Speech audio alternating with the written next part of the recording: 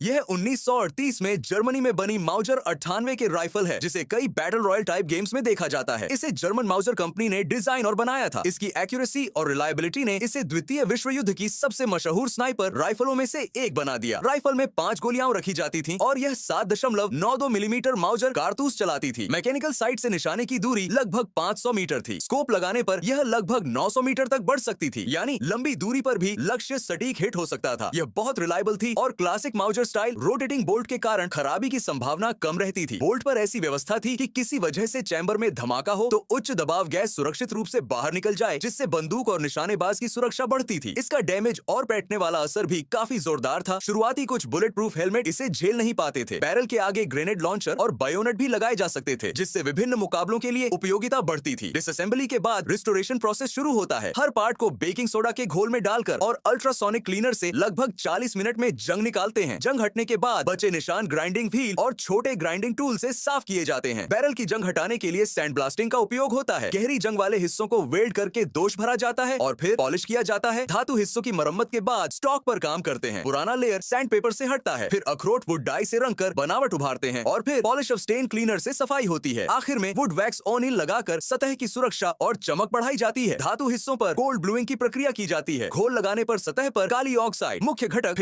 3O4 की परत बनती है, जो जंग रोकती है और फिनिश बेहतर करती है। यह प्रक्रिया पूरी होने पर हिस्सों को साबुन वाले पानी से धोकर बची गंदगी हटाई जाती है और फिर पूरा असेंबली किया जाता है। शुरुआत में इसके फायदे बताए गए। अब कमियां। सबसे बड़ी कमी इसकी फायरिंग रफ्तार थी। यह मैनुअल बोल्ट एक्शन राइफल थी। हर शॉट के बाद बोल्ट हाथ से खोलना पड़ता था ताकि खोखा निकले और नया कारतूस डाला जा सके। यह समय लेने वाला था, इसलिए शॉर्ट रेंज फायरिंग रेट धीमी रहती थी और तेज फायर या नजदीकी मुकाबले में यह सेमी ऑटो राइफलों के मुकाबले पीछे रह जाती थी। दूसरी कमी इसका वजन था। खाली राइफल का वजन करीब 4.09 किलो था और बायोनेट के साथ लगभग 4.5 किलो हो जाता था, जिससे तेज मूव करना मुश्किल होता था। भले ही 400 मीटर के भीतर इसकी सटीकता बहुत अच्छी थी। 400 मीटर 98 के की सफलता ने दिखा दिया कि high precision bolt action rifle में ऑप्टिकल स्कोप कितना मूल्यवान हो सकता है। युद्ध के बाद कई देशों ने इसे मॉडल मानकर अपनी स्पेशल स्नाइपर राइफलें विकसित की और इससे आधुनिक स्नाइपर टैक्टिक्स के विकास को बल मिला, जिससे स्नाइपर राइफल एक अलग और महत्वपूर्ण श्रेणी बनकर उभरी। असेंबली के बाद मरम्मत के नतीजे देखे जाते हैं। मरम्मत के बाद यह फैक्ट्री न्यू जैसी तो नहीं रहती, पर फिर भी इसकी मौजूदगी का प्रभाव बना रहता है। अब फील्ड टेस्ट से पता चलेगा कि इसकी ताकत कितनी बची है।